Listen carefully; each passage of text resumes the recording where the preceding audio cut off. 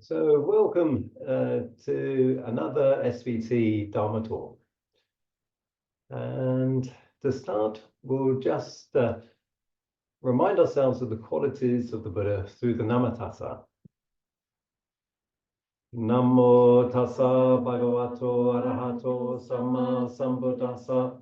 Namo tassa bhagavato arahato samma sambuddhassa. Namo tassa bhagavato arahato samma sambuddhassa. And today we're going to be looking at the qualities of a Muni. And a Muni is a wise person. And we're going to be looking at a passage or a sutta from the Sutta-Nipata. And it's in the Book of the Eights. And it's sutta number 10. And it's called the Purabheda Sutta. And the background to this sutta is very interesting because a questioner, and they're not identified, but a questioner has come to the Buddha and simply asked, what are the qualities of a person who is calmed? In other words, who has gone through the practice. And this is a very important question because it underlies the importance of experiential change, of behavior change as a consequence of practice. So a lot of the suttas will have a lot of structural description of meditation and the process of meditation. But this is a sutta which looks at the, if you like, the consequences of meditation. What comes through as a product of the practice. And it's very important that we should look at these types of suttas at times because from all of our perspective, we have an incomplete view of the practice because we're still practicing. Our progress is not complete. And because it's not complete, we only have a partial view. And that view is based on our personal experience, but also our preferences, beliefs, and all the other different veils that can get in the way of clear seeing. And that's why we go back to the suttas, because they are a description of what it is to see clearly. And so then we can see perhaps a disparity between our experience and what's being described. And that then reinforces for us the direction that we're going in and what it is that we're working towards. So, okay. So I just wanted to add that I think Hugh's invited me to join him for this session because this is a sutta I've been working with over the last couple of months with a group of students. And what we've all found with it is it's got really helpful pointers for what to look at in our daily life about where we're going in and out of balance. So like he's saying, it's setting it's a framework, if you like, of what to, of what will happen in terms of development on the path. And the way I've been looking at it is it helps guide us to see where we're really not very clear seeing, or where there's where there are movements that we have in our daily lives that are very much not in balance. And that's because it's looking at the behavior side of it. So when we start to develop our awareness, we can start to really clearly see that our daily life behavior isn't matching what's described in this sutta. And I've really reinforced in the classes I've been doing, this isn't a counsel of then feeling quite dejected about where we're not. We can look at it as a very encouraging sutta for the direction, like you saying, that we're heading in. And that then becomes very supportive because we can all feel together that this is the way we're going. Yes, May, you put your hand up. Sorry, I noted it was Sutta-Nipata, Book of 8, number 10, and then I was quickly trying to Google a link to the. Did I get that right? Was it 8? That's right, 10? yes. If you go into access to insight and look, and then go into the Godaka and then select the SNP, the Sutta-Nipata.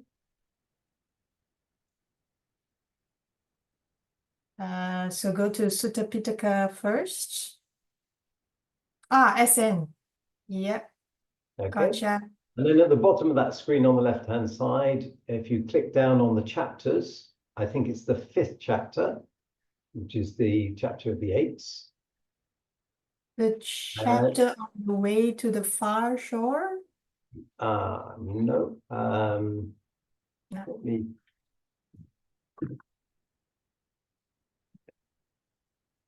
Sutta Pitaka.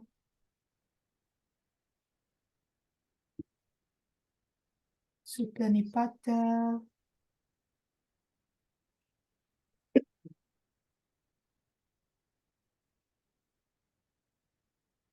There's 5 books in the Sutta-Nipata. Yeah, you want book number 4.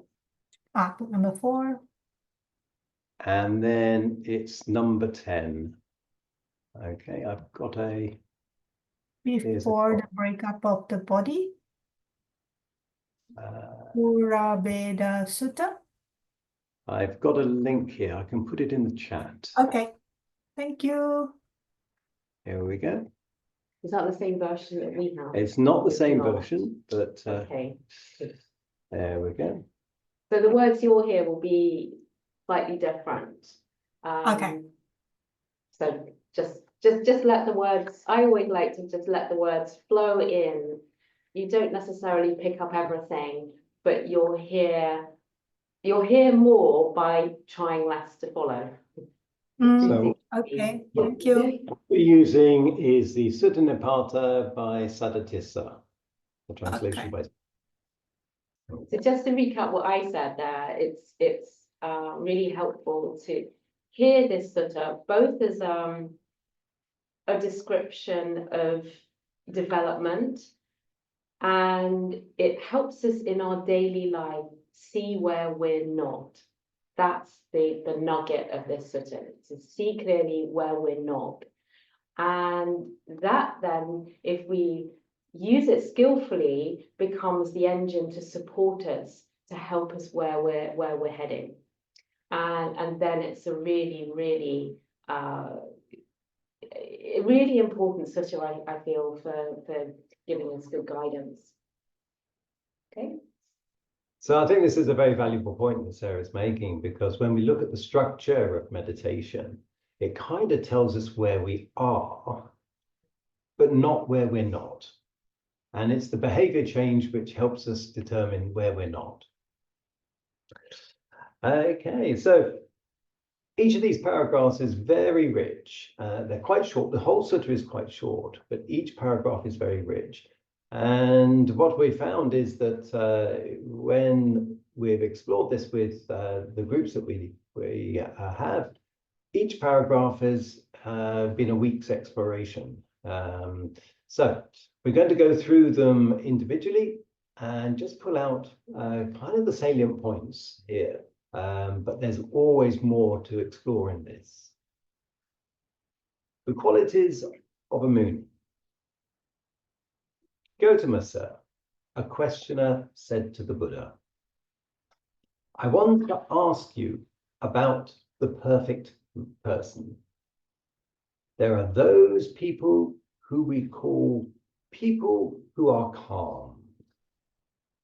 Can you tell me how they see things and how they behave? So this calmed here is not samadhi, but it means composed, at peace. A person who is calmed, who has extinguished all their cravings before the time their body disintegrates into nothing. So an important phrase there, because it means in our daily life. It's not something that comes after death. It's an experience in our daily life. Who has no concern for how things began or how they will end, and no fixation on what happens in between. Such a person has no preferences. So let me read that paragraph again. A man or a person who is calm, who has extinguished all their cravings before the time their body disintegrates into nothing, who has no concern with how things began or with how they will end, and no fixation on what happens in between. Such a person has no preferences. So, not having a concern with how things began. So this is the origination of experience. If we're always trying to control how things come towards us, we're in this constant tension around experience. What the Buddha said is that we can't control what arises. We can only work with our response to what arises. And so when we seek to control how things arise and how they finish, we're in this constant stress. So the Buddha is inviting us to be present with whatever arises, however it arises, and to have that sense of balance around this. Because the stress closes us down, reduces the space that we have.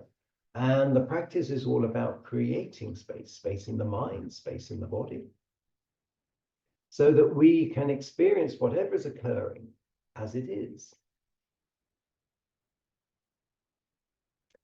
So they have no concern with how things began or how they will end, and no fixation about what happens in between. Such a person has no preferences. So when we have preferences, we're trying to control. No preferences doesn't mean that we're simply constantly just going with the flow, irrespective of what happens. We do have a sense of direction, but we have no preference about what arises, having sent that direction.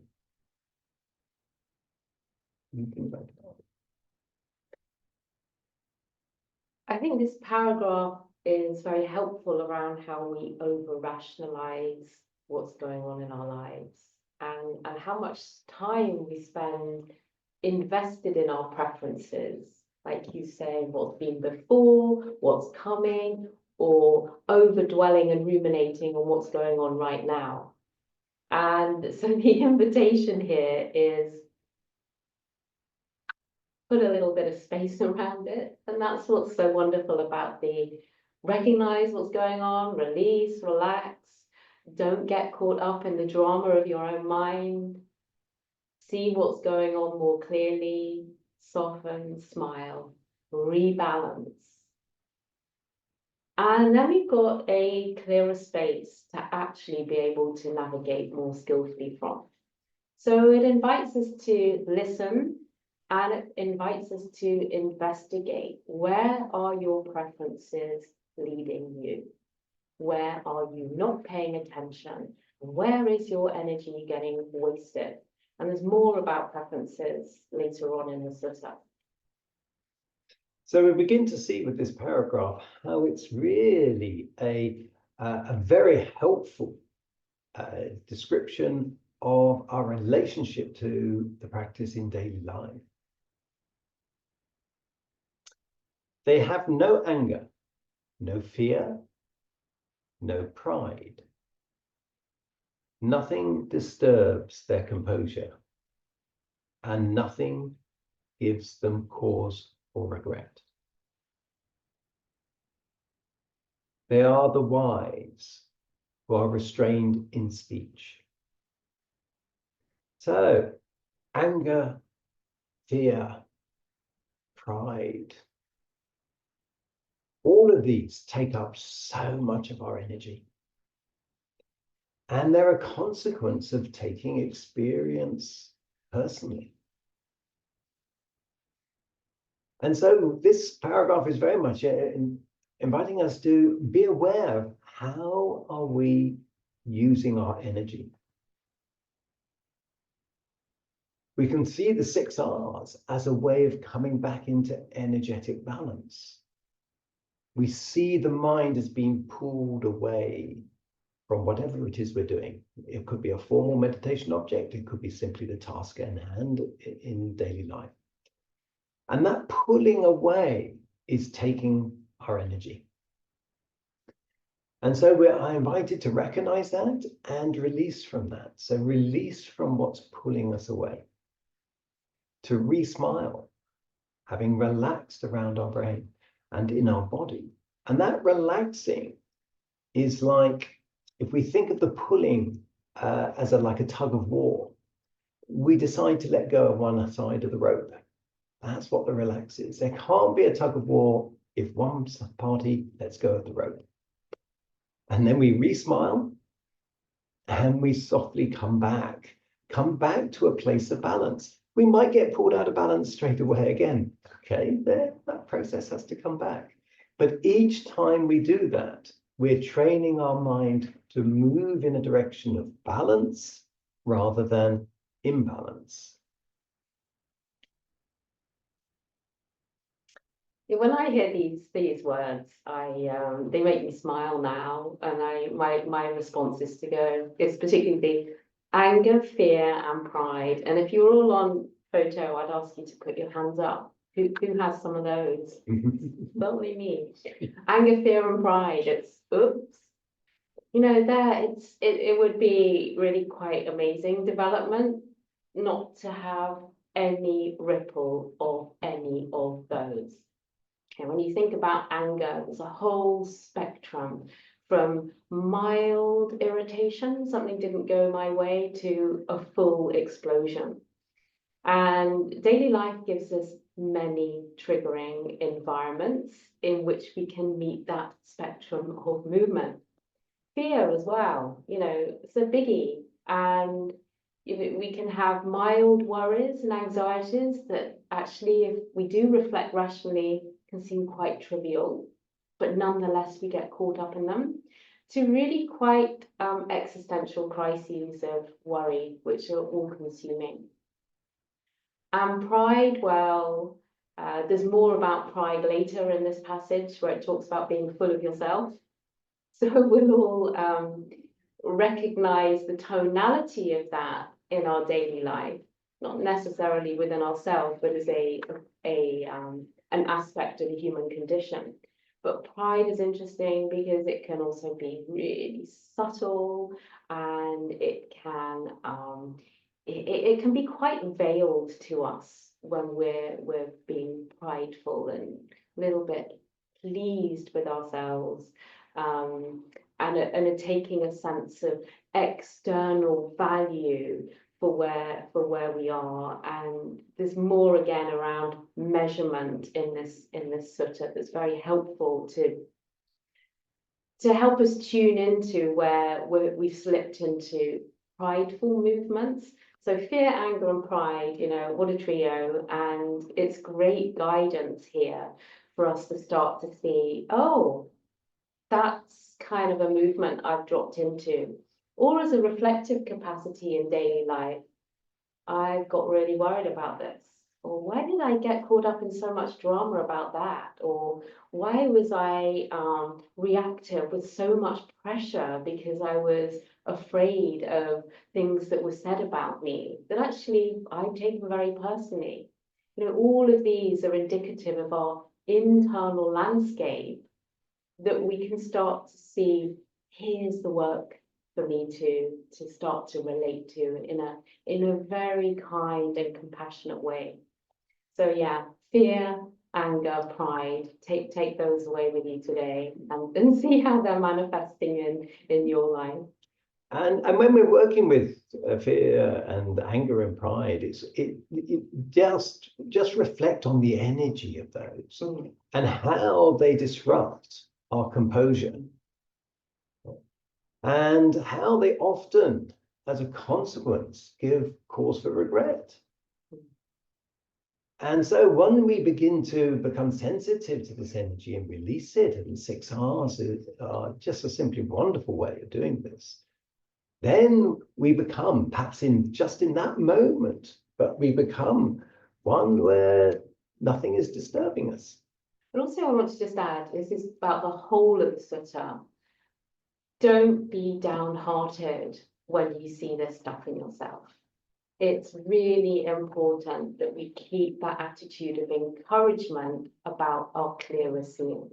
Because otherwise we can tip into worrying about what we've seen, or being dejected about all the ways in which we're not embodying these qualities, and that really we're pretty much at the beginning of what we're trying to help ourselves change, the ways in which we're trying to help ourselves change. I think that's a very big trap, and it's necessary that we become, the word I would use is shattered. And I've used that before. It's necessary that we are shattered by what we internally see. It's necessary that things are revealed to us. And that's a difficult process to go through, because we can tip into the judging mind we're going to hear about and diminish ourselves in what we see. So this is where the kindness and the love in the practice is so important, how we're holding ourselves through our development process. And this is why part of Bhante Viram's teaching was about forgiveness. When we notice this process coming through us, then we need to forgive ourselves. Because what this is showing us is where our attachments and aversions are.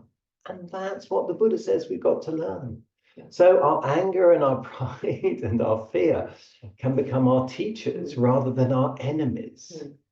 And that's what's really important. We need to turn these into positive qualities in the sense of aiding our progress. And if we can be honest, and that this comes through in the sutta later, if we can be honest with ourselves, then this is when we can turn them into teachers. It's when we hide from these things within ourselves, that's when they then become obstructions. And what that means is seeing and behaving is a relating practice. It's a seeing and behaving is inviting us to relate. So when the passage then goes on and says, they are the wise who are restrained in speech. Well, to be restrained in speech is, what energy are you sending out? You might have that fear, you might have that anger, you might have that pride. And that may be an internal energy that you need to work with. But then if we're not restrained in speech, we're sending that energy out. And, the Buddha described three stages of action.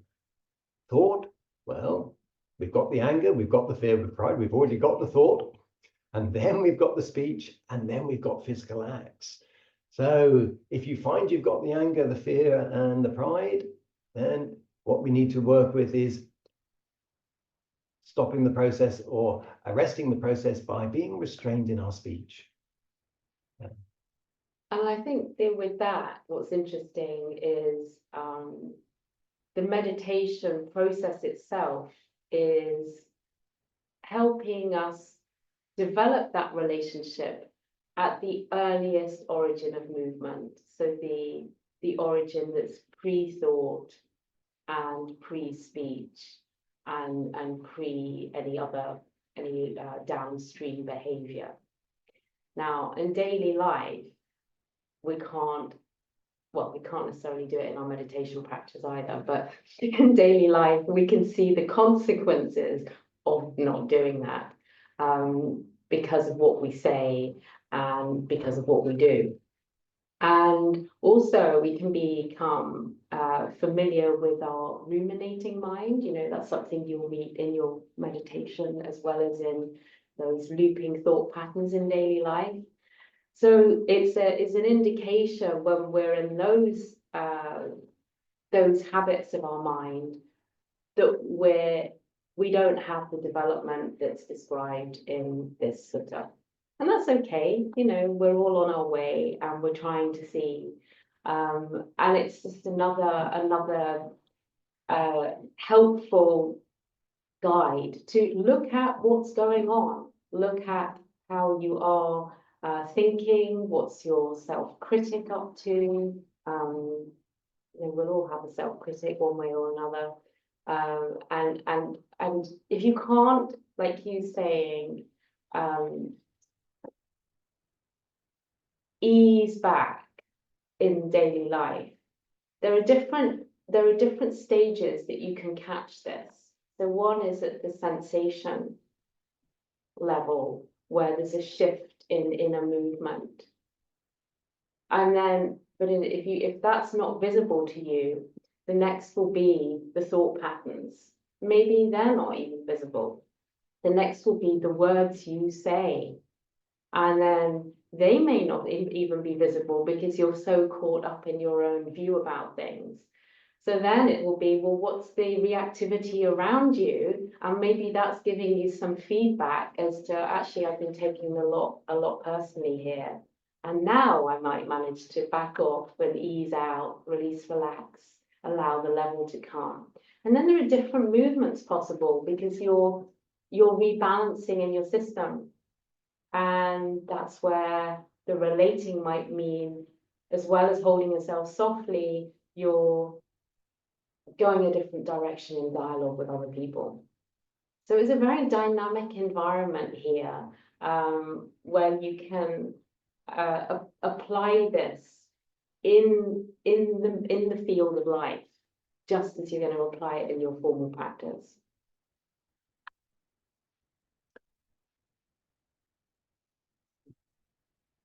They have no longing for the future and no grief for the past. There are no views or opinions that lead them. It's like putting another oops.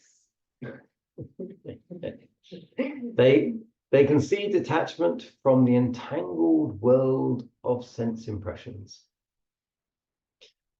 So, longing for the future. This is about our expectations, how we're already projecting what we're anticipating the future to look like. And so any disparity between our projection and the reality is going to cause us a sense of distress. And there's no longing for the past. So we're not going back into our past opinions and beliefs and all the rest of it that have been generated from our past experiences. And, you know, the regret that we have about what we did or what we didn't do, or what happened or what didn't happen. And our views and opinions. These are, if you like, the veils that we filter our current experience with. You know, does this feel right? Is this right? Is this wrong? What it should be like, what it shouldn't be like.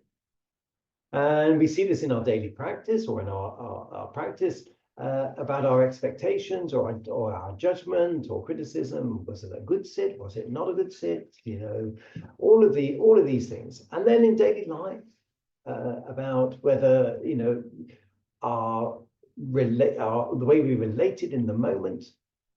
And it can be a very unforgiving place. And that's why the forgiveness is really important, because when we go into the judgment, our mind closes down. And when our mind closes down, we're far from the collectedness that Bhante Viramati used to talk about. We need the mind to be expansive, open, wide, not narrow, contracted, and held, because we need to be clear-sighted. And we can only be clear-sighted if the periphery is as much part of the experience as the thing we're directing our attention at that time. So bring ourselves back, use the 6 R's to bring back a wide and open mind. Can I say something? Mhm.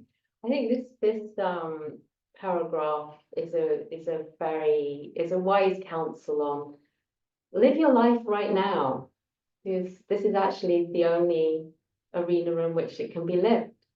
And sure, you can have reflections about your past, but it's an invitation. Don't let the past paralyze you and drain you of energy. You know, there may be things that you reflect about that are wonderful memories, that are uplifting, and then you're sad that those times have gone. It's not about not having the reflection, but see the tipping point into the movement, into the attachment of the memory that takes you down the sad pathway. And similarly see, you know, an attachment to a future where you have the expectation of, well, when and if that happens, this could be wonderful, or an expectation that it's going in this trajectory and it looks really concerning and worrying. See how you're attached to the projection that's again pulling you away from living life here and now. So it's an invitation to see those leanings and be with them skillfully. Doesn't mean you don't plan for the future, and it doesn't mean you're trying to stop memories of the past, but it does mean relate in a way that sustains your energy at a level and where you feel you're helping guide yourselves to feel more uplifted and less dropping. So I think it's important here is, you know, the phrase grief for the past. Grief is a judgment, but it's also an energetic holding. And one of the things that we can do is use the 6 R's, which bring us back into balance. They're about releasing tension. And then grief, and we're all familiar with grief in one form or another. Then grief can be an energy that passes through us and doesn't get stuck. And this is really important. So the relaxed step, releasing the tension around your brain and in your body, is really important. So that when these things manifest, the fact that they manifest isn't an indication that something is wrong or bad. Grief manifesting is a natural thing. But then if we 6R, we release, we become transparent, as it were, to that energy, we can let that pass through without holding on. And so the grief that comes just passes through and is gone and doesn't project into our present experience. And so there's a very practical way with the 6 R's of dealing with this. And then the expectation, if you like, the excitement or the worry about what the future will be. Again, that's a holding on to an image of the future. And how many times in our lives have we had projections about the future that haven't come to pass? And yet we spent so much time invested in the worry or the excitement of that. And again, the 6 R's allow us to release and come back into the balance.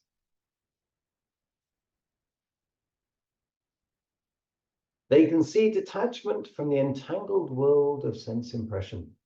So the senses, they're our doorways to the world. They are the only way we interface with what is outside us.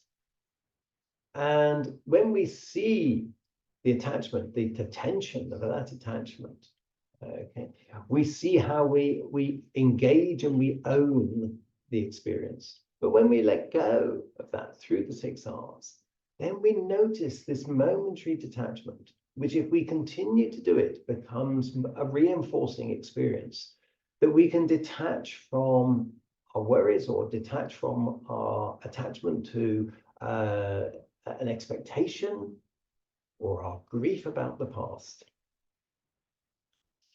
This one is also interesting because it's a guidance not to overcomplicate and to allow a more simple way of being to emerge for ourselves. And the entangled world of sense impression is, like he says, a doorway into the world, but it's always also a doorway into complexity. And we can become very entranced by different experience and overlay meaning.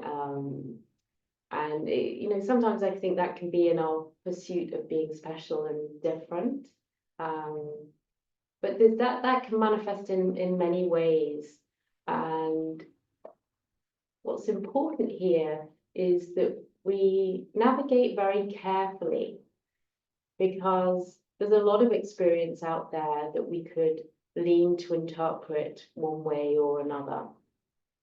And actually, the counsel here is back off, don't get entranced, release, relax, let things come to their own level by not pursuing lots of different interesting pathways. And the wisdom comes through by not getting engulfed in all that, rather than by following, I think, what sometimes are quite subtle, seductive lines of inquiry.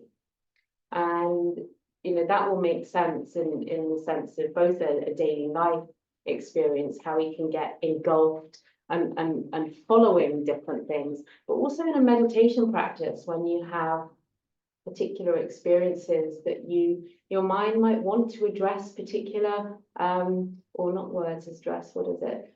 Apply a different kind of meaning to as being special or different or important. And really, this is a sideshow, and it's really important to catch your mind when it looks to follow the seductive. And it's very true also in the yoga we teach, to catch your mind following the seductive line of achieving that, or it's a tipping point between investigation, where you want to clearly see what's going on, and then there can be a little reach, it's like an overreach into some pleasure about what you're discovering. And that's the bit, ease back. Because otherwise you're going to get caught up in overlaying meaning and importance.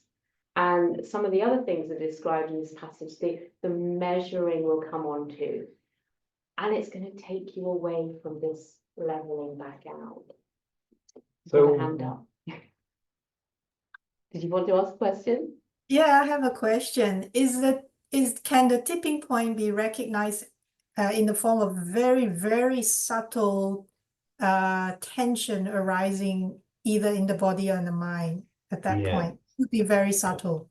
This is a very good indicator, because this entanglement is, I mean, when the sense, the sense impressions, they include the mind.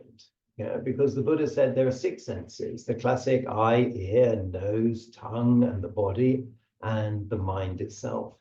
So anything that's going on in the mind, even in the meditation, has this invitation to become entangled. And so one of the things that we prefer in the way that we describe this process is one of relinquishment rather than acquisition. So the temptation when we're meditating is to feel that we're kind of on a staircase or a ladder, and we're acquiring a next step and the next step and the next step and the next step. And if we're not careful, that process of acquiring is, of course, another form of attachment. Whereas what the Buddha is inviting us to do is to recognize and realize through our experience that the evolving understanding of the mind comes when things drop away, when we relinquish things. So it's not a process of acquisition. So anything that comes up in the mind, which the mind leans into, can't be the thing itself. Yeah, and we need to relinquish that. Yeah, I'm reminded of a story, it's slightly tangential, but on the point here, of a friend of ours who is a former Oxford Don. And once we were describing, this is years ago now, around the yoga practice and how we don't teach with levels. And he was saying, oh, you absolutely need to put levels in. He said, everyone loves a level. And he said, his experience from an academic career is we need absolute levels of achievement and stages of development that everyone can see and measure. And he said they need a hierarchy in. All students need a hierarchy in, so they can place themselves, they know what they're striving for, and then they can go for it. And that will drive them forward in their academic career. So he felt that the levels were the key to attainment of academic aspirations. And so his advice to us was put your yoga in a framework with levels, and then your students will really roll with it, because they'll all be competing and they'll all be on that model, which will encourage and motivate them to get to the next stage. And it was a very, very interesting dialogue, because it threw up this dissonance between the leaning of the mind that would be very mundane, if you like, that goes in that direction. It's something that we're all familiar with. And to hear it so well explained by an Oxford Don was just a wonderful conversation. And then to see how the spiritual path is in fact inviting the exact opposite. And just like you saying, it's the coming out of a system of measurement and out of a system of attainment that actually opens the door. It's all the other way. And that doesn't mean that the Buddha didn't describe, the 8 Arya Buddha, the 8 stages, if you like. But they are stages of renunciation or stages of relinquishment rather than stages of attainment. And so it's where language becomes a complicated problem compared to experience. Because if we work with concepts around language, then we project onto them. And but if we work with the actual reality of the experience, what we notice is that when we release away from certain things, an understanding and a realization comes, which isn't a holding on, but is a letting go. And we'll come on to something of that as we go through the sutta. So they see detachment from the entangled world of sense impression. And our meditation can be full of sense impression. And so we have to think and explore for ourselves, what is the disentanglement of that? And as May said, that subtle entanglement starts with the inception of tension. And so as we become more and more clear about the arising of tension, we can use the 6 R's to release from that and just let the experience be itself rather than it be my experience. They do not conceal anything, and there is nothing they hold onto. Without acquisitiveness or envy, they remain unobtrusive. They have no disdain or insult for anyone. So here we have, he does not, or they do not conceal anything. And the most subtle concealing is the concealing we do to ourselves. And so what we need is this, if you like, ruthless honesty. And that comes if we develop a confident humility. And what do I mean by confident humility? Well, the confident side is recognizing, the progress and the understanding that we've we've acquired and understood, but not that we go into a series of measurement about that making us better than or worse than or equal to others, which would move that confidence into a sort of arrogance, and we'll come on to that in a moment. But we need the humility, which is to understand there is or are things that we don't know. That there are, there's a void, there's a gap in our understanding. And that gap in our understanding we recognize because our behavior isn't, complete in the change that's being described here. And so that keeps that sense of humility, because we're only teachable whilst we have humility. If we don't have humility, if we think we're a done job, there's no learning that we can do. So this confident humility is an important characteristic, but we don't want to beat ourselves up about it. Oh, I'm no good. My meditation's no good.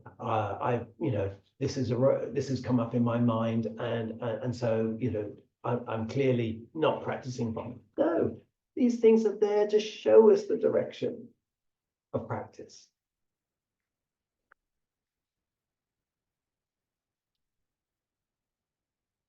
There is nothing they hold on to. This is the relinquishment model. Without acquisitiveness or envy. So acquisitiveness is, this is mine. This is my experience. It's this accretion. And the envy is, comparing ourselves to others. We're all on an individual path. For some, the start of that path will be rocky and difficult, whereas for others, it will be like a motorway. But then later on in the journey, they may move into rocky areas, whereas ours may become clearer. So comparing ourselves to others is simply not helpful. What we need to do is come within ourselves. Understand where we are with these aspects of behavior, with the aspects of our practice, and come back and, come back into balance for ourselves. This is the reference we want to be. Be a light unto yourself, is what the Buddha said. And this is really important. So, they remain unobtrusive.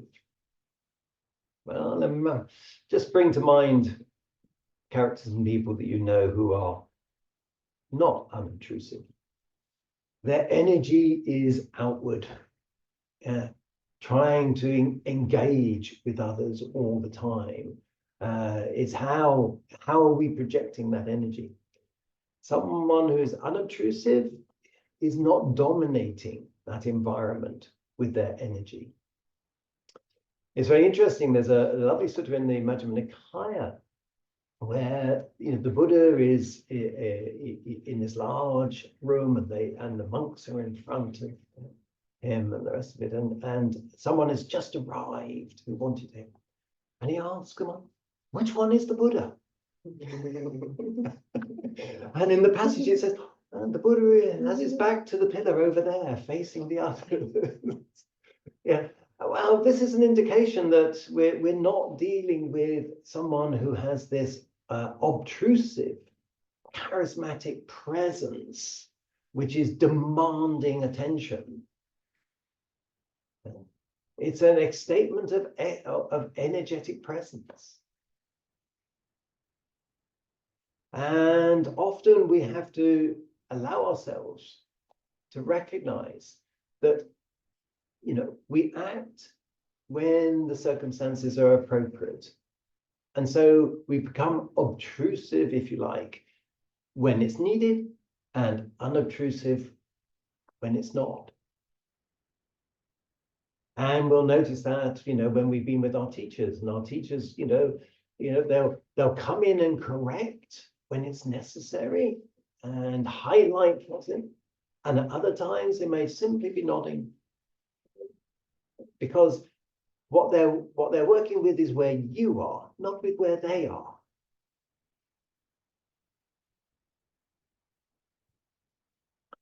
They have no disdain or insult for anyone. So they're not making judgments. Why? Because with clear-sightedness, we understand that we all have these range of challenges and hindrances and difficulties, and they get expressed in different ways. And when we begin to connect how we are also subject to the same things, then we have this sense of lack of separation between, myself and others. We have the same processes going on. And so it's much more likely that we develop a sympathetic understanding about where people are, rather than a judgment or a commentary about their failings or where they are. Often when we see things and we get irritated by things in certain people, there's an aspect of psychology which says they are the things that we actually find most difficult within ourselves. So these people that we are tempted to make judgment on actually can also become our teachers. Yeah, I think this is a great passage for helping us really land that we're all in this together. And I liked your description of the motorway, rocky beginnings or rocky parts of the journey later on. It's all things are happening in different ways at different times for people.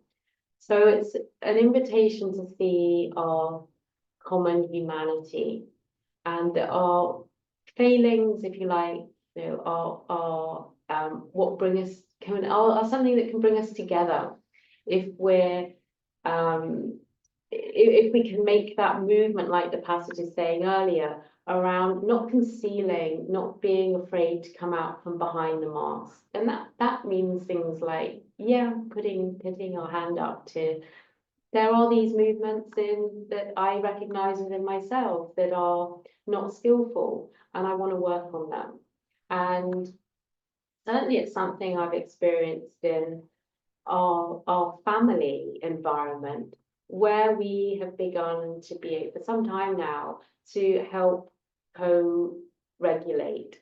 And so this is not about having people who are necessarily very developed leading at all. It's around other people recognizing that somebody in the family has gone out of balance and has been reactive. And instead of, it doesn't always work, by the way, but when it's working well, then there's an ability to help hold some space, and it enables the other person to see more clearly, to help support themselves where they've moved into reactivity. And this, I feel, is a very wholesome way of starting to live together, whilst we don't have all these wonderful qualities of a Muni. We're all work in progress. So this is like, what's a helpful environment to be in together, where we're looking at our reflexes to judge others, and instead of going that direction, we can go into recognizing people are caught up in their own reactivity, and how do we help? What's the movement to put into the group or partner dynamic or sibling dynamic that or parent-child dynamic that helps co-regulate together? So that's not a counsel of don't self-regulate, because of course the Buddha's teaching is all about self-regulate. I'm talking about as we live together and we're not able to self-regulate, we're trying, what are helpful conditions to have around us? And I think that's a very interesting way of looking at our living together, and how do we support each other. And in one respect, this is a definition of kalyana mitta, a good friend, giving you the constructive environment to bring you back into a clearer seeing. The other thing is, let's face it, in a family, even if you don't know your blind spots, your children and partners certainly will. You know, it's completely obvious to people you live with about things that you're not seeing for yourself. So we can instead of minding all of that, use it as part of our like fertile ground for helping us move in this direction. Yeah. They are not people who are full of themselves, or people who are addicted to pleasure. They are gentle and alert, with no blind faith. They show no aversion to anything. So when we're full of ourselves, we're really very self-centered and often quite conceited. And so, you know, we can be, and that comes from a strong sense of identity. You know, so this is a comment about the nature of identity and how it obscures and bends us in directions. And when we're addicted to pleasure, this is an indication. I mean, the Buddha said, you know, people come to this teaching for one reason and one reason only, because of dukkha. And the Buddha said that there are two reactions to the experience of dukkha. One is to investigate, to inquire, to open up, to explore, and that's the process of the meditation that we're looking at. And the other is to move towards pleasure as a distraction to dukkha. And so if we're addicted to pleasure, what we have here is an unwillingness to explore dukkha. And so that just closes off any possibility from the Buddha's point of view of growth. That doesn't mean that you're not allowed to have any pleasure in life. Oh, no, not at all. I just think that's important to, that we land that we're not supposed to be moving away from anything that we enjoy in life, but it is about seeing where we're using different kind of activities to soothe us, and that we see the kind of if you like the pleasure tendency, and that we keep going after something in order to make ourselves feel a certain way. So again, it's a counsel. Look at how you're relating. You can still enjoy, you know, whatever that is, if it's a lovely meal, for example, but rather than be lost in the chasing of food, to be able to be in a balanced relationship to enjoy the healthy, nutritious meal. So that's kind of, I think it will help in a lot of areas of daily life where we use whether it's, I don't know, and all kinds of things to make ourselves better. Yeah, the Buddha said that you know, if we can address the craving and clinging in our lives, then our lives will be for our welfare and happiness. So he was not against pleasant experience, just the way we held on to it, or the way we manipulated it, or the way we try and engage with it is the issue. They are people who are gentle and alert. Rather than the opposite. Well, the opposite would be not gentle.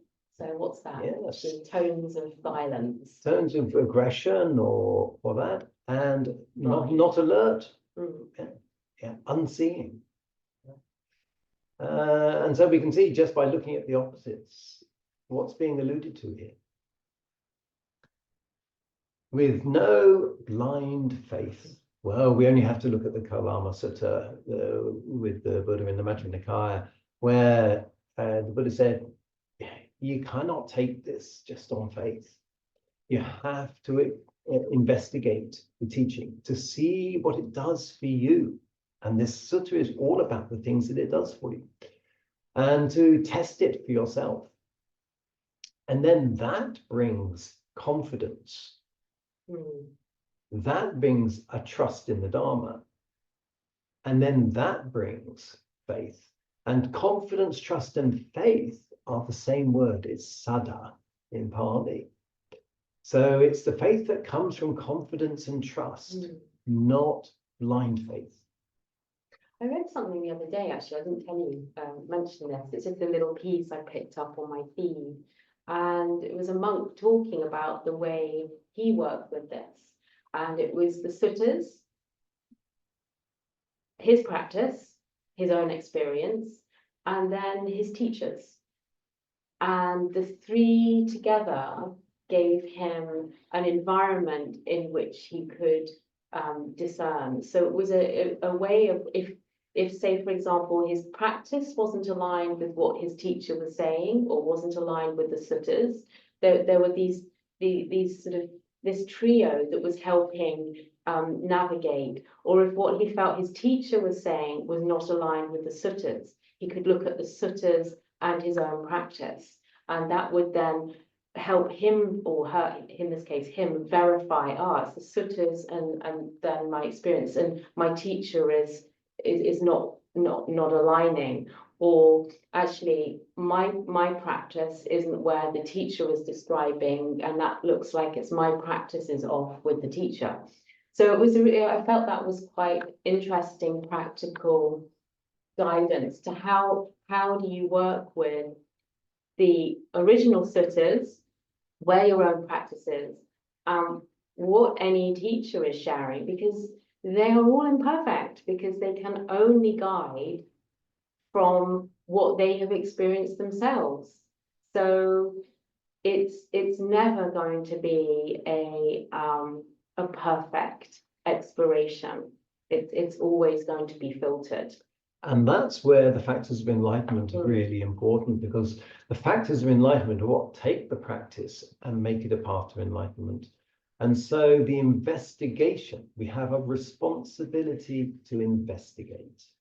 And that's a key aspect of the factors of enlightenment there.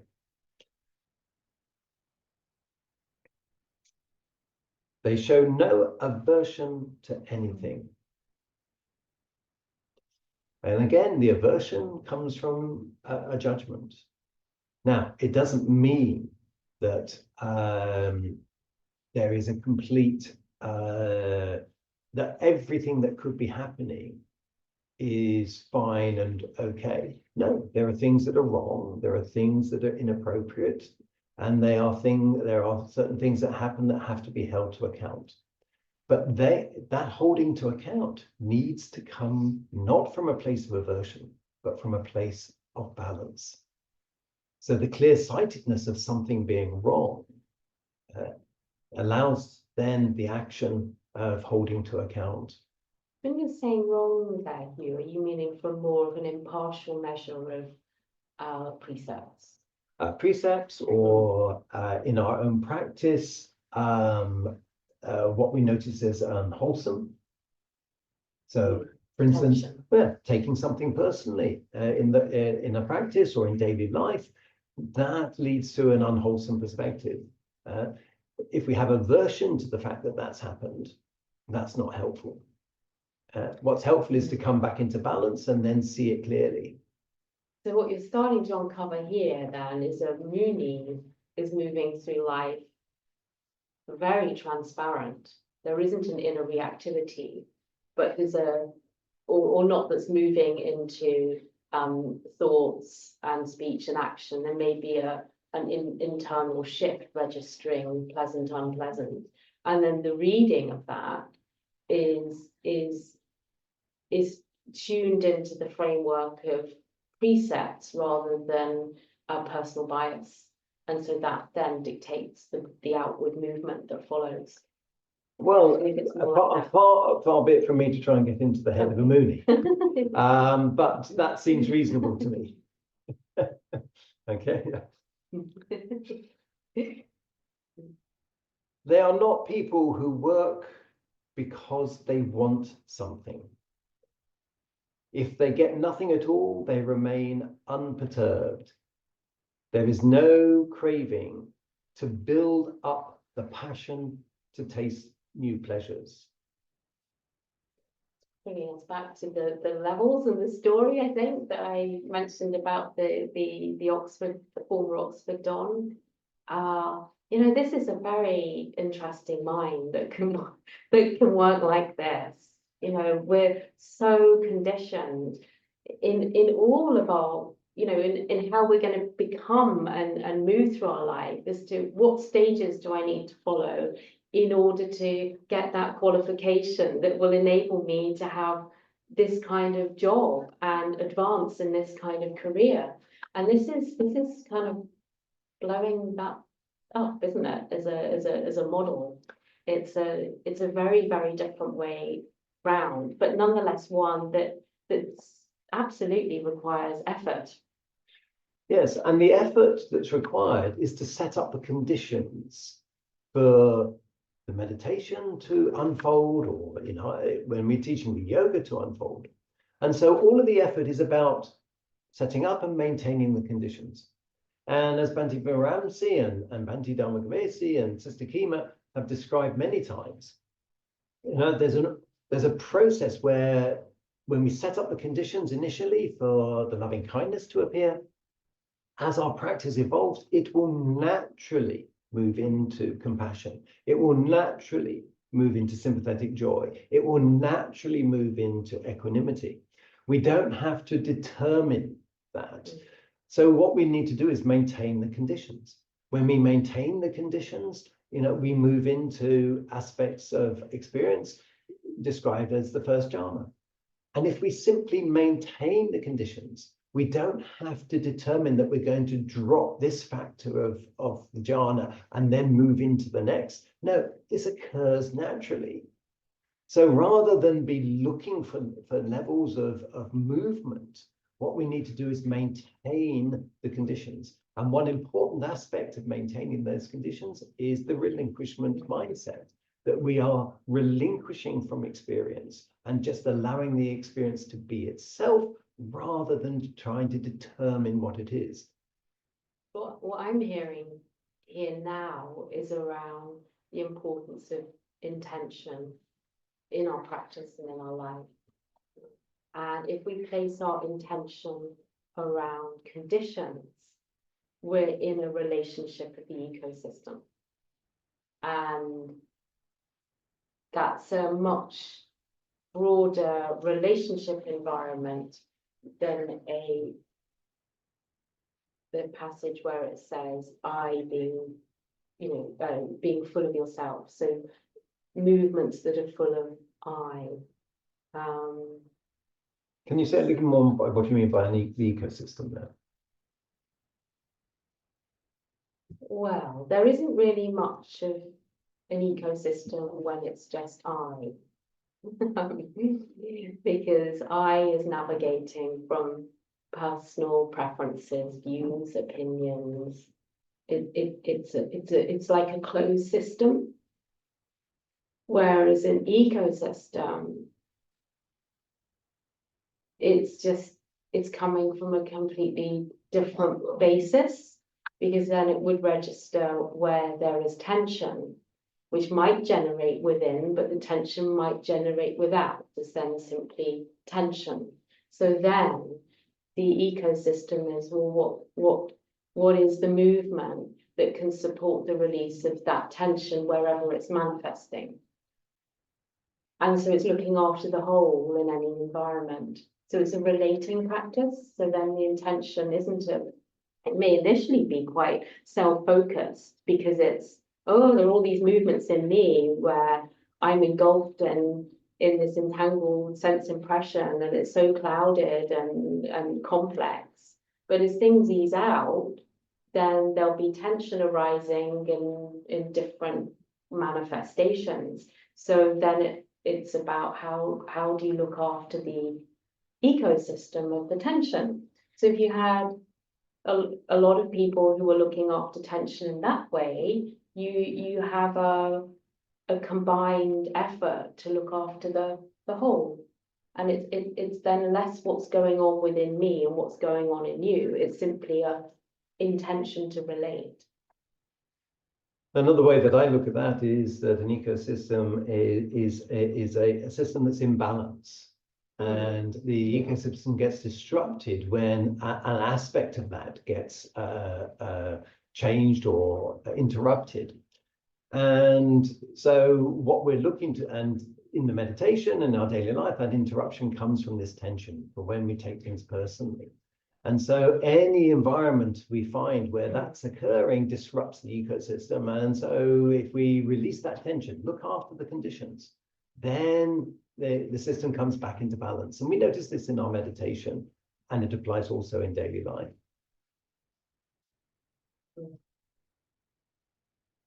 They are not people who work because they want something. If they get nothing at all, they remain unperturbed. So there's a balance in our practice. There's a balance around the idea that I need to achieve something or I want something. Yeah? It's not that process. It's the process of maintaining the conditions. There is no craving to build up the passion to taste new pleasures. And what's key here is to build up. We're not using our energy to build up the expectation, the passion, the wanting for new pleasures. New pleasures may come in. So there are definitely different states of mind which are pleasant abidings, as the Buddha described. But we're not getting that passionate attachment to those. You can see how that works, can't you? In the sense of you said earlier that the Buddha was saying there are two ways we go when we tune into dukkha, and one is investigating it and its causes, and the other is pleasure to fix it, which isn't going to work. And so what's describing here is the development is that once you're on the investigation pathway, you're not going to be looking for the pleasures to do the fixing of the dukkha. That's just going to drop off. It doesn't mean it drops off altogether. It might be a progressive drop off. But that basically there's a whole energy shift coming in here, so that you might notice it in your own behavior, things that you used to do that would be a way of just de-stressing and chilling, or kind of getting a bit of excitement in your life. Actually, there isn't the need to do those things anymore to make you feel better. And so that your engagement with those activities might completely disappear.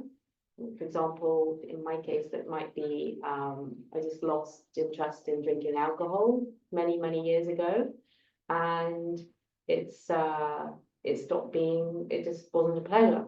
So that's not something that is a stuck on movement, if you like. But it just is something that no longer had the attraction for me in the way that it did previously. But in other instances, it might be you enjoy the same activity, but your enjoyment doesn't have that charge within it of needing it to make you feel better. So then you're in more a relationship with an activity that's happy while it is occurring, and also happy when it comes to an end. So the relating principle has changed. Their mindfulness holds them posed in a constant even-mindedness, where arrogance is impossible. They make no comparisons with the rest of the world as superior, inferior, or equal. So we were talking earlier about the arrogance rather than the confident humility. And if we have an even-mindedness, then that confident humility is a natural place to be. But if we are attached or hold on to our experience or our sense of progress or whatever, then we have a different relationship. And that has the temptation to move us into arrogance. And we want to avoid that. So if we look at the root of the word arrogance, it's to claim or make claim for something that we're not entitled to.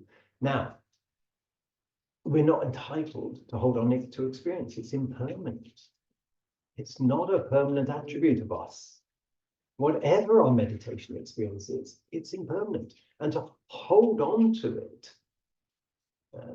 as a status or as an attribute of us is an expression of this arrogance. We need to stay in the flow of our experience, recognizing it for what it is and for what it can teach us. And that's the way the humility remains. We remain teachable. So that's also another way of saying then keep looking after the conditions Absolutely. of the ecosystem. Yeah, absolutely. So that's where it will go well for us if we keep placing our energy to keep looking after the conditions. And so this is the root of this measurement of superior, inferior, or equal. Neither of those three are helpful. In fact, one of the final stages of development in this practice is the release from the conceit I am. And one of the descriptions in the suttas of what is this conceit I am? It is this judgment about superior, inferior, or equal. And so it is a very subtle thing within us. So when we notice us, it helps us connect to, so this is some of the finer grained things that we need to begin to work with and recognize and become more clear-sighted about. Also, the more kind of clunky stages. Oh, absolutely. Yeah. Which is where I think I relate more clearly, is there are many invitations in your daily life where you may be on the receiving end of commentary that's inviting you to feel inferior or inviting you to feel superior, or even statements about equality where in fact there is an absence of equality. So there can be a lot of content coming towards you that can invite you to take a position internally within yourself. And I think that's very interesting for us to start to look at and unpick, because we can have modes of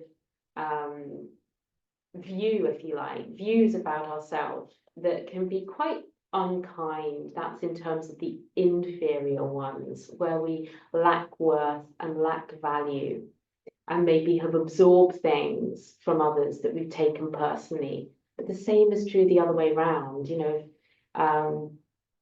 You've always been given accolades and always had a kind of been revered or respected in one way or another and have achieved well. You might have been fed a lot of that content too, that becomes very much part of your identity. So this is an interesting area for us to kind of open up and see, well, what exactly am I holding on to here, and what's populating the way that I'm thinking and behaving. And it can help us move out of out of imbalanced ways of being with ourselves that are populating our experience with other people and in many different contexts. And that's going to help everything level back out. And we can own, if you like, our tendencies to overreach, as well as our tendencies to undervalue. And that, I think, is going to be very helpful for all of us. And the relating is the key. Yeah, got to look after the conditions to enable that to happen. Because they understand the way things are, they are free from dependency, and there is nothing they rely on. For them, there is no more craving to exist or not to exist. So, exist or not to exist. This is, wanting things to be one way or another. How should things exist or not exist? This is a way we can think of this in daily life, as well as the sort of existential aspect of attachment to the human form. In daily life, we're constantly trying to engineer things to exist in a particular way or not to exist in another way. And here it's being described as, well, once we set up the conditions, how it exists or doesn't exist, this is what we just need to come into balance about. And we're always looking to find dependency as well. We're always looking for modes of support that aren't within ourselves. And that can be on multiple levels: psychological support, material support, all kinds of support. We keep looking for it somewhere other than within this system. and so we kind of seed our capacity to look after ourselves, and we keep making ourselves dependent and kind of, well, if they sort that bit out, then I'll feel better. Well, actually, we need to keep looking and keep trying to self-regulate. But I do re-reference the point I made earlier about it's wonderful if you can have a little ecosystem developing around you that is also looking in the same direction, starting to become more confident to reveal, to take off their own mask and share where their imbalances are, and just help the co-relating so that it becomes a bit less isolated, I think, with our own lack of development and lack of seeing, and that we don't feel so uniquely flawed when we find we've lost our temper, or we are really prideful about something, or we've got very over anxious. But it doesn't mean we're not trying and that we're not practicing, and that we're actually it's okay, and that we can just be a little bit kinder in our interactions. And what's interesting about there's nothing that they rely on. This is in the mundane world, but even the Buddha, he took the Dharma as what he would rely on. He said everyone needs something to rely on, and when he cast his mind around, what he observed was, it is the Dharma that I can rely on. It's the only thing. Everything else is temporary and insubstantial, and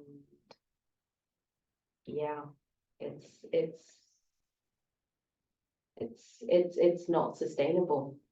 So nonetheless, we will make those dependencies, but in the end, other people will leave us or will change. That nothing is fundamentally dependable other than our own relationship with what's happening, which is basically what he's saying there.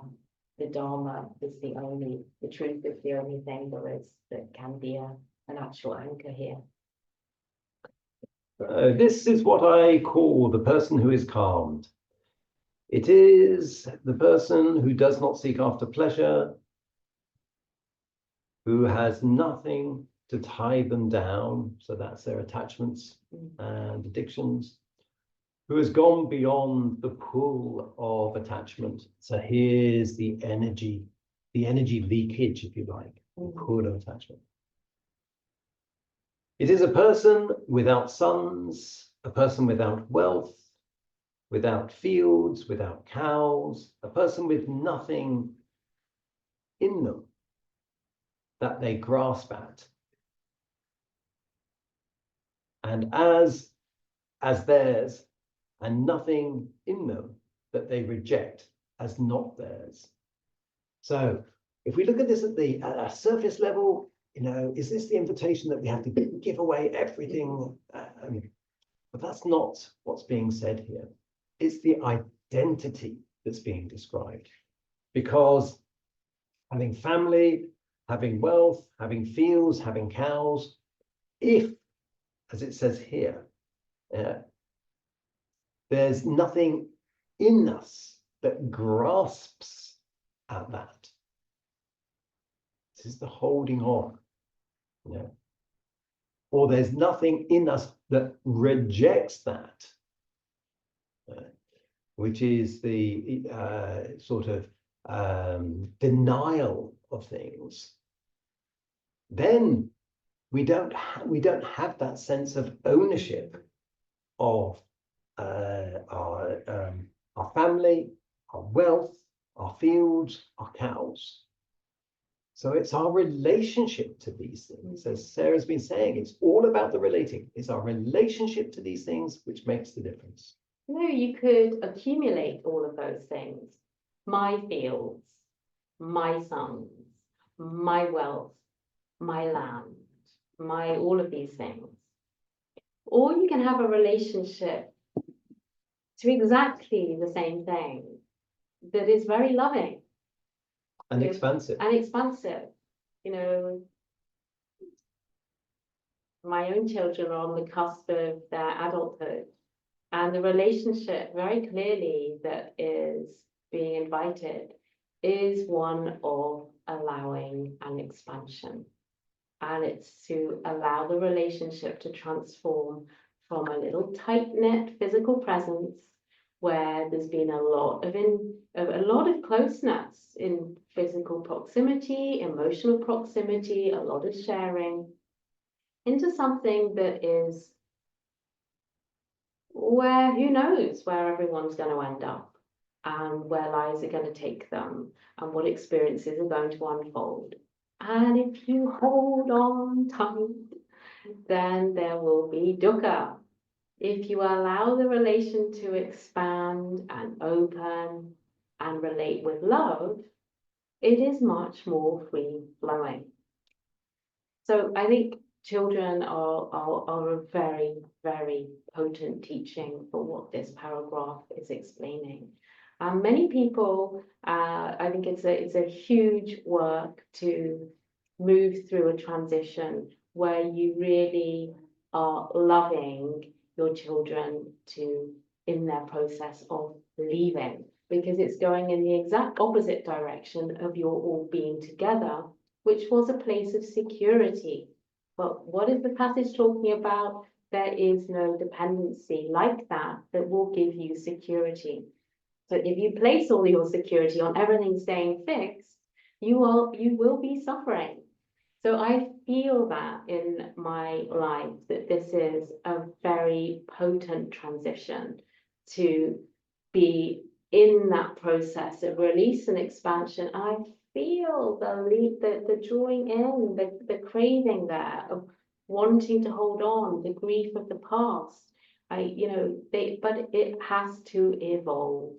So the Buddha's teaching is so clear in this phase of my life about being with that transition. Allow, who am I to try and control the movement of life, the cycles of change? It's like, It's being enormously arrogant. So it needs to be softened. It needs to allow to happen. It needs to flow.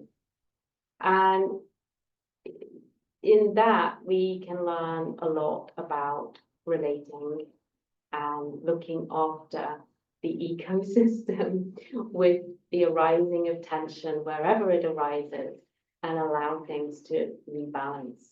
So your material life, your lay life, can be hugely instructive around this teaching, you know, whether you have children or not. You know, everyone has parents or has had parents.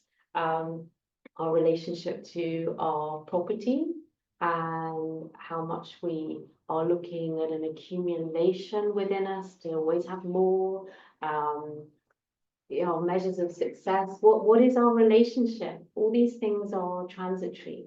Can we be in a loving relationship in the life that we're in, and as it is right now?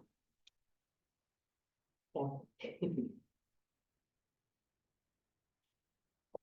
They are people who receive false criticisms from other people, from priests and hermits, but who remain undisturbed and unmoved by their words. So this is about understanding where we are ourselves, because these are false criticisms. They're not constructive criticisms looking to help us grow or whatever, but they're in some capacity looking to diminish us.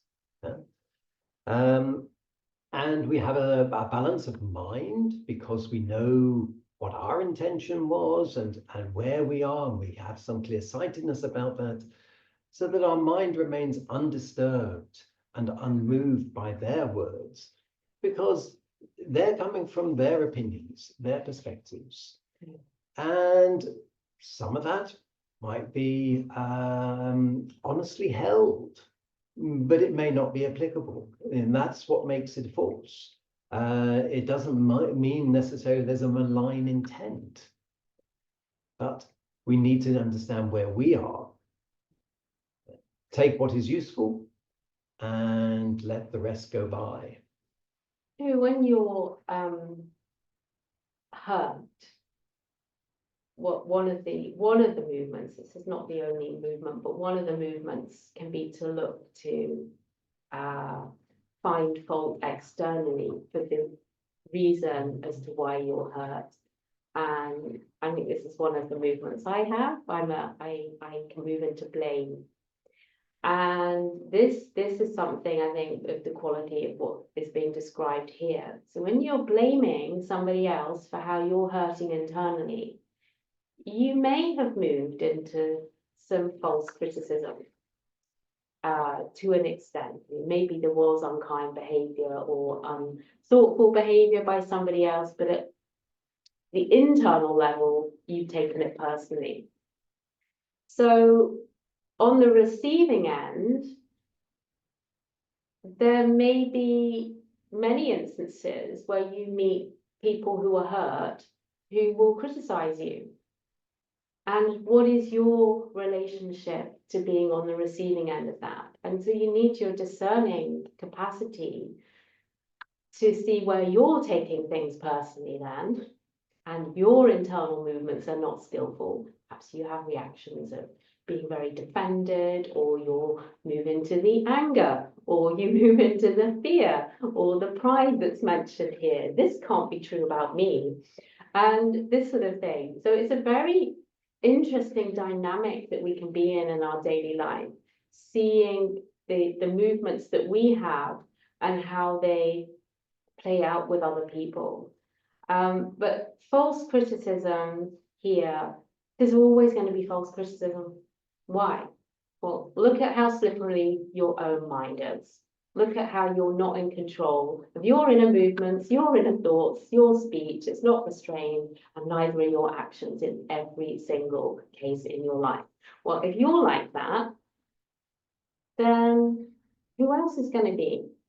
When do you falsely criticize somebody? So of course we're going to be on the receiving end of that. And of course we are also going to end up falsely criticizing others, because we're not people who see clearly and are calmed. So it helps us put a bit of perspective around that process as it plays out, and to really recognize how a meditation practice can help us move in the direction of some internal space. That's why we're actually meditating, to be able to be level when all these things are kicking off. And then the heat that's described in many of the suttas, the heat can come out of situations. Minds, energies are cooled.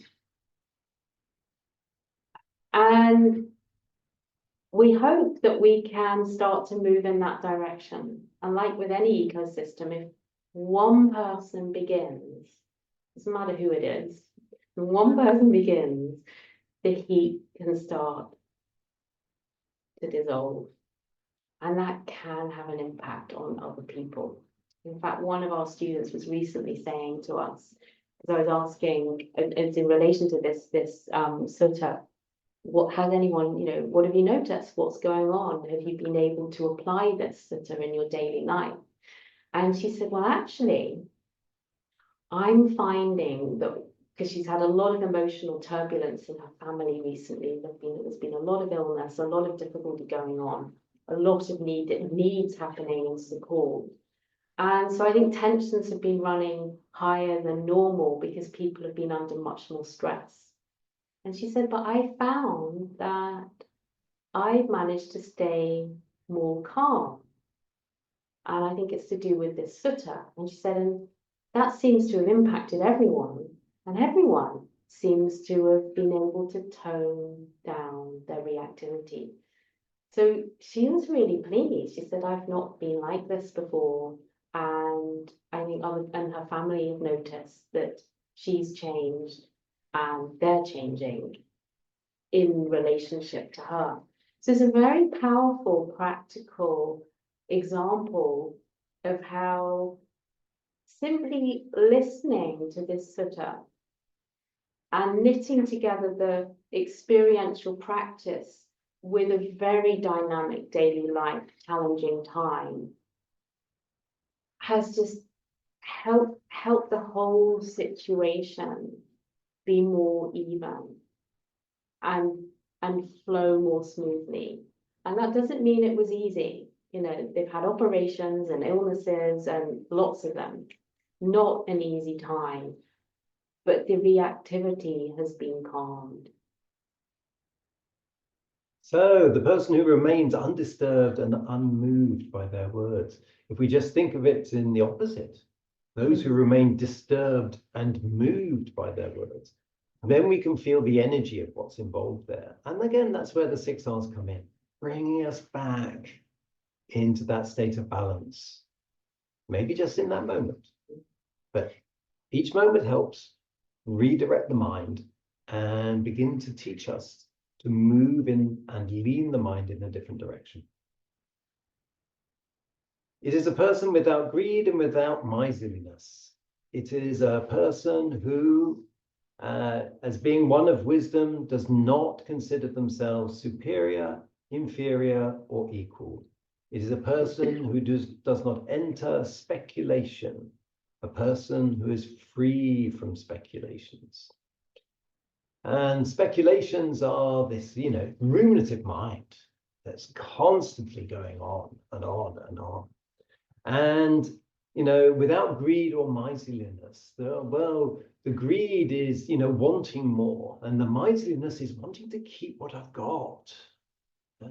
And so, we want to be free from this. And that's why the Buddha described, dana, sila, bhavana. Dana is generosity. It's the opposite of the greed and the miserliness. Sila is the protection of the precepts, how that supports us. And Sister Kima used to call it an umbrella, protecting us from the hindrances. And then bhavana, bhavana is mental, emotional, and practical development. This is the behavior change that this sutta is describing. It is a person who has nothing in this world, that they call their own, and who does not grieve for not having anything. They are calmed. Those who do not take speculative views. Okay. So the culmination of this, it is a person who has nothing in this world that they call their own. This is the possessiveness, me, mine, my own. The Buddha was saying, this is the root of challenge and difficulty, this personal identity. Right? And they do not grieve for not having anything. So when we relinquish from this, it doesn't give a sense of grief. There isn't a sense of something being lost. It's a sense of something was falsely acquired. They are calmed who do not take speculative views. So holding on to this sort of phenomena, taking the speculative views is the dharmas, the phenomena that we experience. So this has been quite a long talk about what is really a very short sutta. But I hope you see that it's very rich in describing, if you like, the development that comes with practice. It's an extremely encouraging sutta. And it's also one that we can use to guide our practice, because we can be guided by what our experience is in our daily life, what we see, what changes we observe.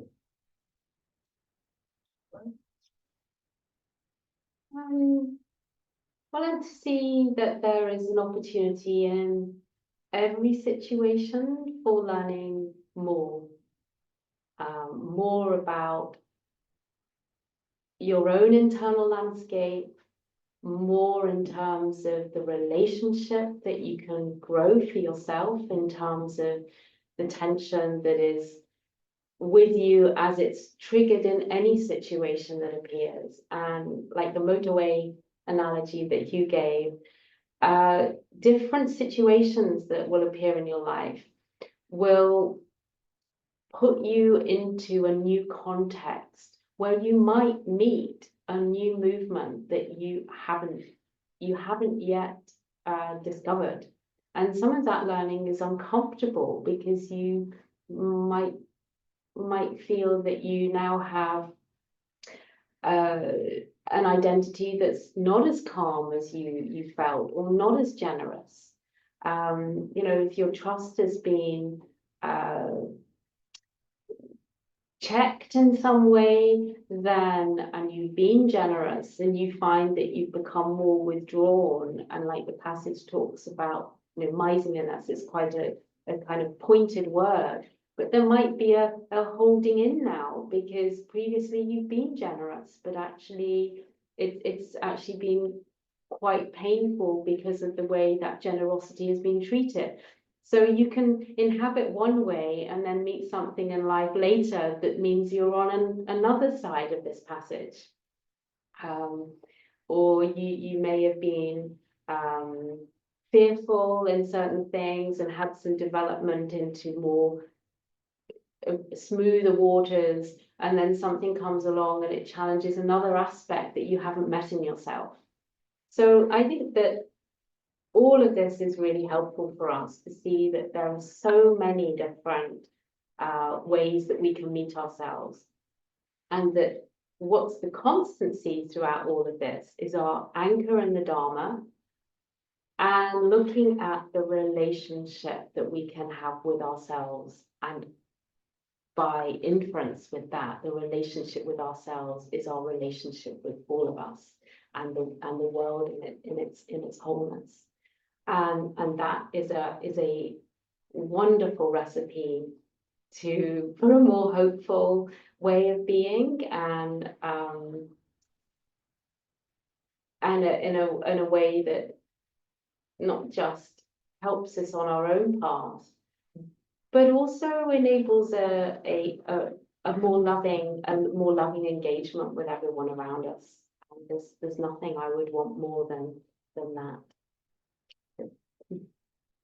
So, thank you for listening. Perhaps just take a few moments to settle. So feel the contact with the ground, either through the seat of the chair, feet on the floor, or cross-legged on a mat.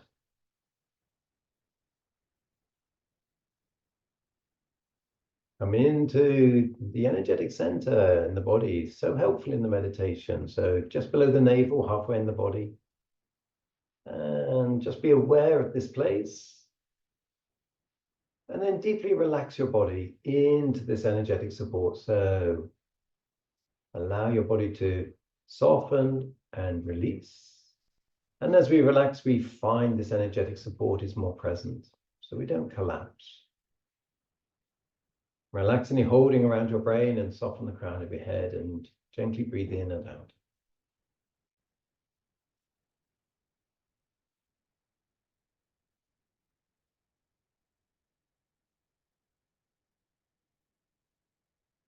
And then bring to mind a time when you felt joyful and happy, and allow that sense of joyfulness and happiness to be present in you, in however it manifests, very subtly, very obviously, with a little energy, with a lot of energy.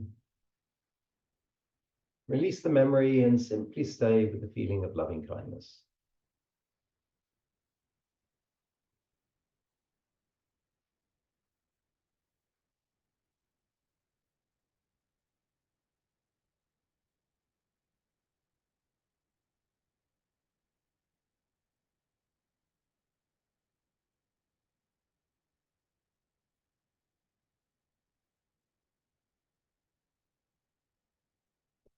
And say to yourself, may I be well, may I be joyful, and may I be happy.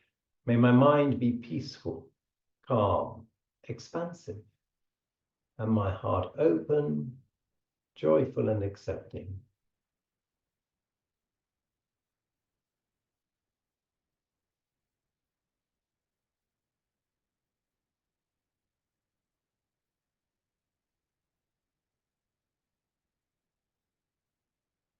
And let's expand that to wish to all sentient beings. May all sentient beings be well. May all sentient beings be happy. May their minds be peaceful, calm, expansive, and their hearts open, joyful, and accepting.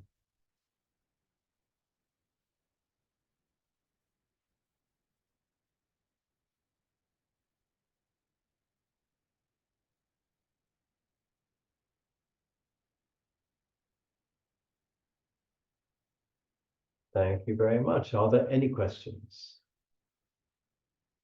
Any reflections on what we've been talking about today?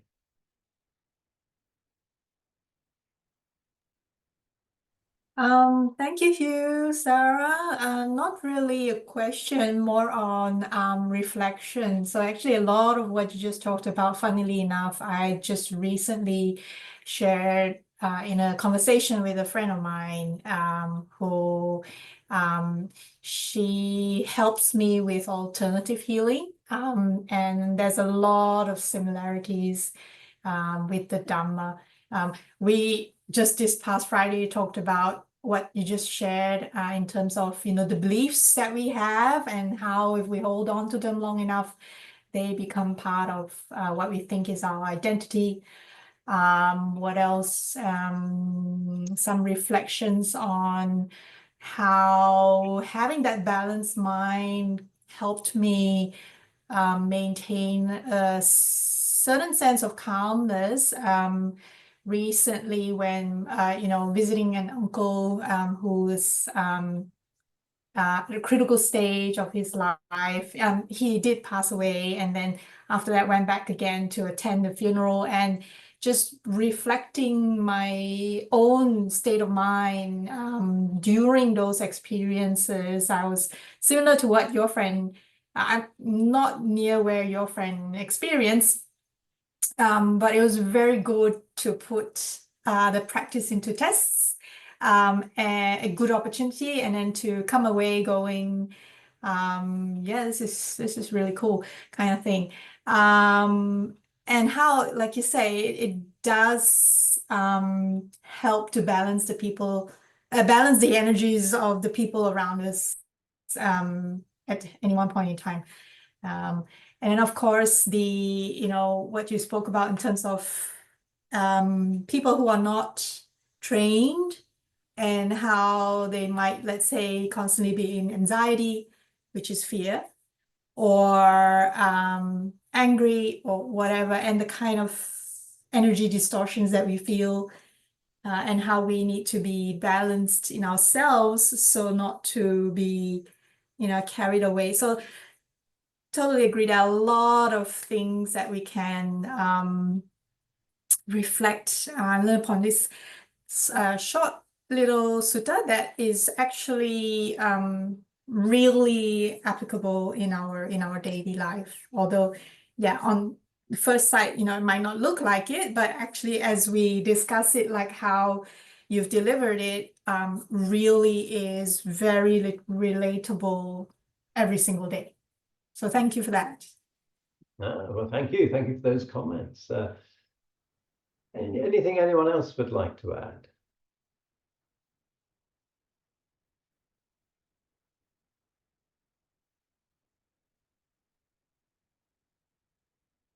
Particularly about the applicability for daily life and our own personal experience.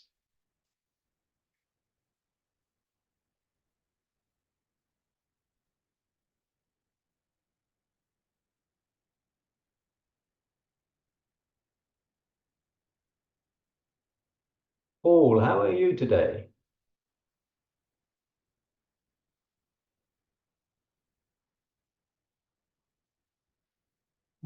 Well, thank you. I hope you're well too. Yes, we're doing well. We're doing a lot better than we were a little while ago. Good. How did you find this sutta?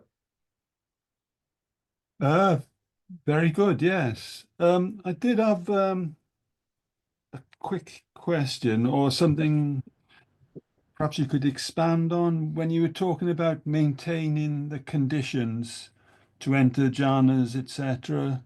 You mentioned relinquishment is an important factor. Are there any other things to be kept in mind, or is it just, maintain your jhana and sila? Yeah. Yeah, those are very helpful. And within the twin practice, we have a commitment to be sensitive to the arising of tension. So that would be a condition. Very simply, we try to, in a formal meditation, to set ourselves up in a relatively comfortable position to start with. At one level, that's another condition. The commitment through an intention, simply to observe what's there rather than to manipulate what's there or to look for something there. That would be setting up a condition. We need this clarity in our mind so that we don't get confused in the practice. Setting an intention. So we in the Sakita Yoga we have this triplet, which is intention, attention, and tension. So we need to have a clarity of intention. And part of that in the way that we set up the meditation posture, for instance, is to be energetically supported, so we can relax the body completely, so we don't have to determine what tension arising is necessary for support and what is the attachment or aversion of the mind.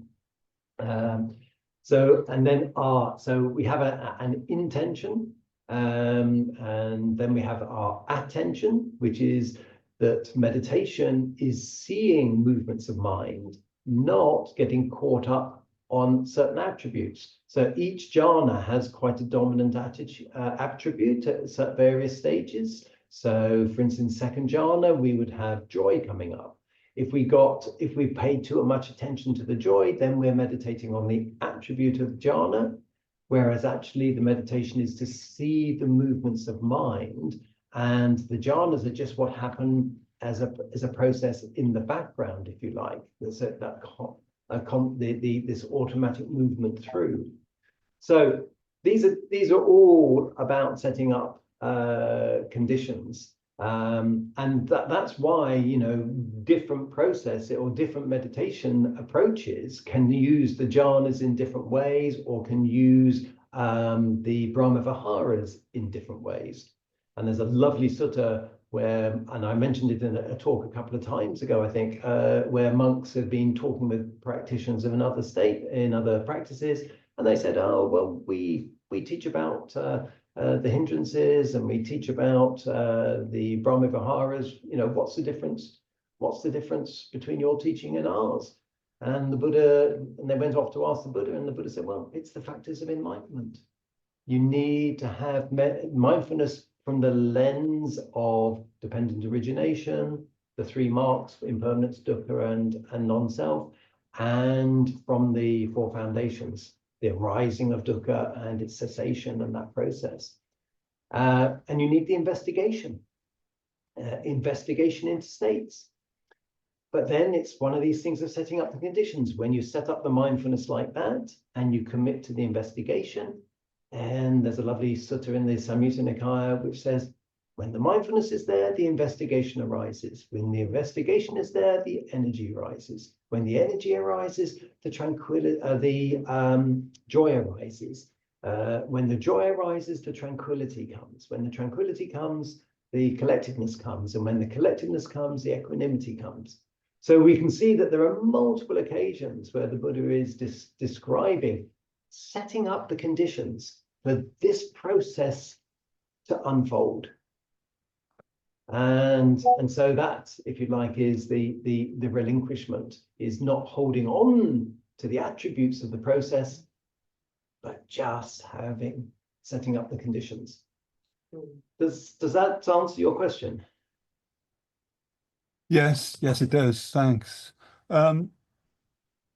Would you explain it differently if we were talking about day-to-day living, you know, non-meditation time? Not really. I think clarity of intention is very important, and setting up the conditions. And in daily life, part of the conditions are, you know, not to have a personal agenda around things, you know, not wanting things to come out. So in business, many years ago, it was quite a challenge to get people to understand that, you know, when you were trying to resolve an individual problem, it wasn't your personal perspective on the problem and the solution that was important. It was getting the right solution.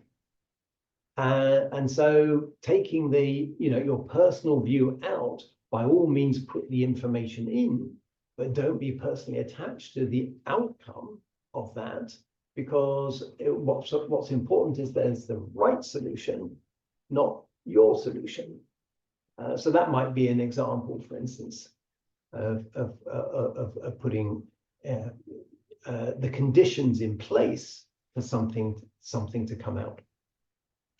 I've got something that it's a little triplet that I found helpful in my life, which is stability, support, space.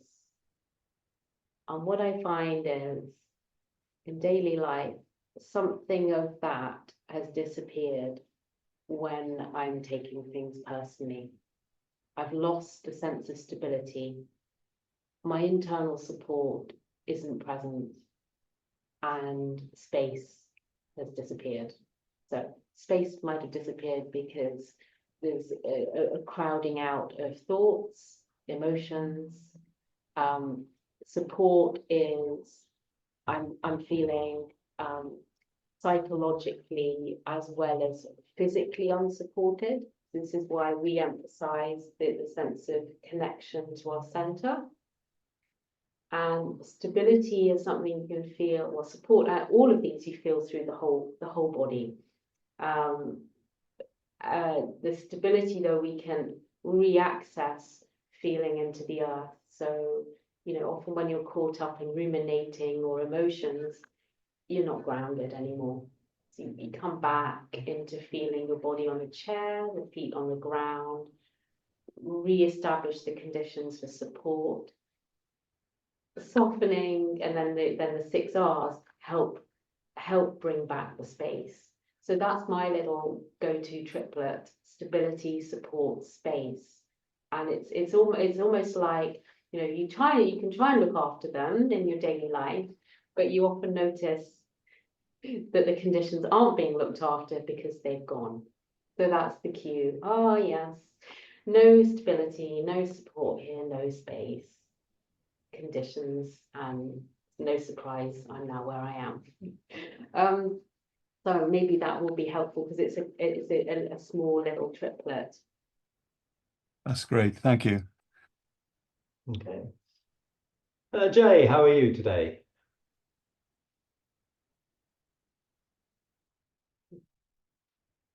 I'm good, thank you. That's Good. good. Maintaining the conditions was the key word that I learned today. Okay. This I think is very helpful because it takes out the sense of personal agency in how the meditation unfolds or events unfold. The agency is in maintaining the conditions, and then the identity of what comes out is less potent. So that's great. Oh, thank you. Yeah. And is it P or Pi? How are you today?